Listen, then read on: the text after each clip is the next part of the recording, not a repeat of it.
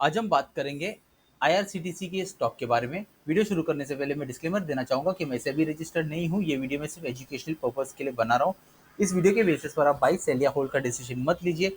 आप अपना रिसर्च खुद कीजिए। ये कोई इन्वेस्टमेंट एडवाइस नहीं है और किसी भी स्टॉक में इन्वेस्ट करने से पहले आप हमेशा अपने सर्टिफाइड फाइनेंशियल एडवाइजर से कंसल्ट जरूर कीजिए। तो चलिए अब वीडियो शुरू करते हैं। आप देख सकते हैं कि वीकली टाइम फ्रेम का चार्ट मैंने खोला हुआ है। तो आज 28 मई है 2024। तो ये वीडियो मैं बना रहा हूँ अब तकरीबन रात के 11 बज चुके हैं।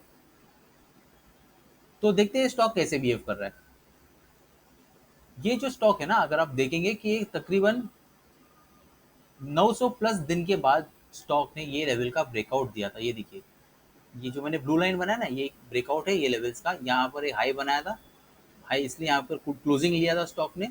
और उसके बाद यहाँ इसने ब्रेकआउट दिया। ब्रेकआउट देने के बाद स्टॉक यहाँ पर जाके ये लेवल पे इसके अगले हफ्ते क्लोज हुआ था।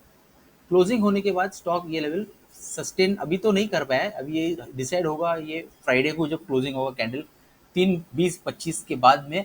अगर ये स्टॉक नीचे रहेगा, अगर रेड ऐसा कैंडल कोई बना हुआ रहेगा ये लेवल तक, तो फिर हम सोच सकते हैं कि स्टॉक नीचे तक आ सकता है। तो अगर नीचे आता है तो स्टॉक के लिए सबसे पहला जो इमीडिएट सपोर्ट है वो ये रहेगा। आपको मैं मार्क करके बताता हूँ। ये ठीक है ना, ये अगर ये भी बाई चांस तोड़ देता है तो एक ये सपोर्ट का काम कर सकता है इसके लिए। अगर ये भी अगर तोड़ देता है तो स्टॉक और नीचे तक आ सकता है। और ये जो लेवल में आपको दिख रहा है, ये मैंने एक जोन बनाया है।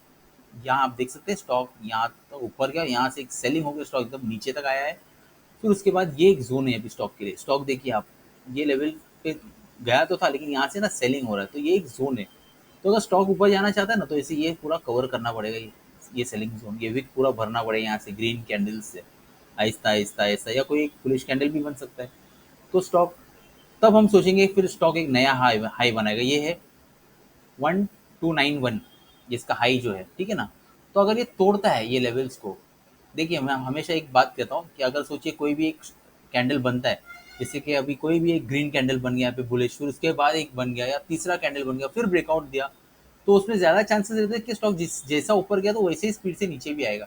अगर स्टॉक ऊपर जाना चाहता है ना, तो स्टॉक को कंसोलिडेट करना चाहिए पहले। अगर यहाँ पर अगर स्टॉक है, ठीक है ना, फॉर एग्जाम्पल अब यहाँ अगर ये लेवल पे कंसोलिडेट करके ऊपर जाएगा तो हम सोचेंगे हाँ स्टॉक अभी धीरे धीरे ऊपर जाएगा, ठीक है।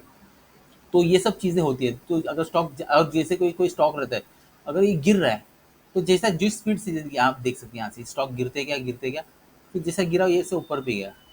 तो ये चीज़ होती है स्टॉक में, जनरली तो ऐसे होता है। तो और आप देख सकते हैं अभी क्या हो रहा है। लोग अभी ना जो है, एक्चुअली देखिए गौर से सुनिए मैं क्या बोल रहा हूँ।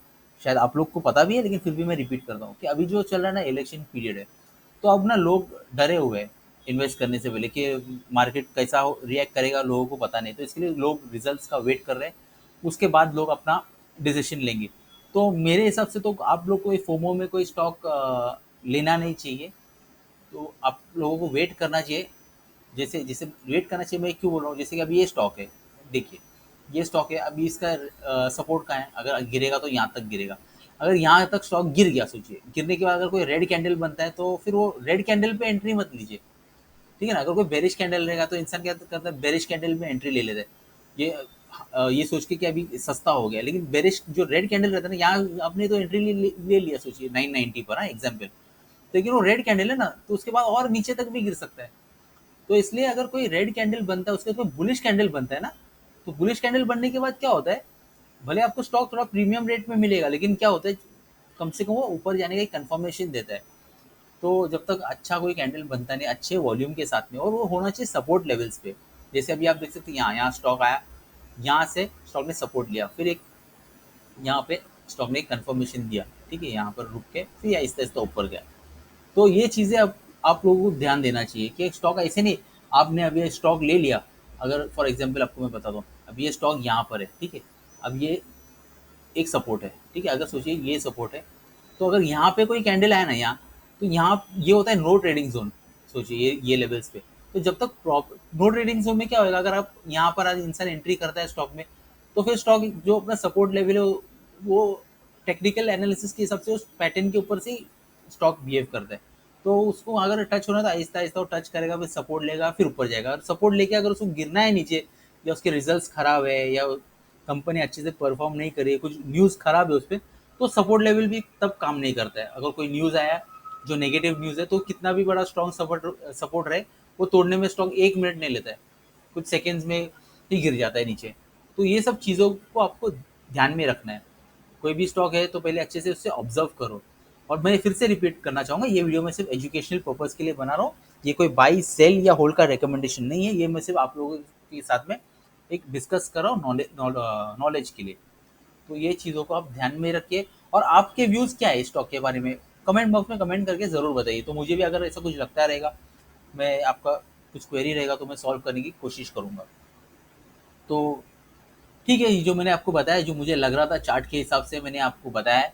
और एक चीज़ मैं बताना चाहूँगा, ये देखिए, ये एक ना यहाँ पर एक इवनिंग स्टार पैटर्न बन गया था, ठीक है ना। ये देखिए ये कैंडल, ये वाला, मैं जूम करके बताता हूँ अच्छे से।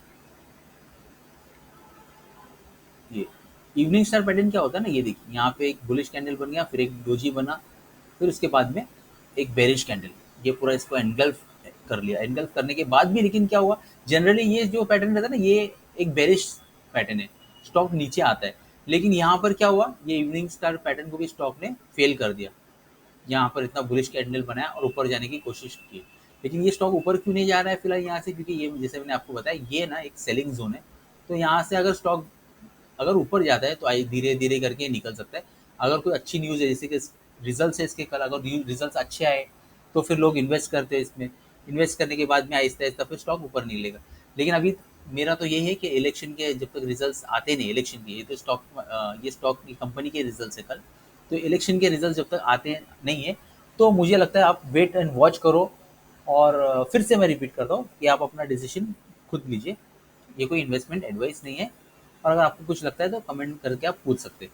तो मिलते हैं मेरे नेक्स्ट वीडियो में, तब तक के लिए गुड बाय।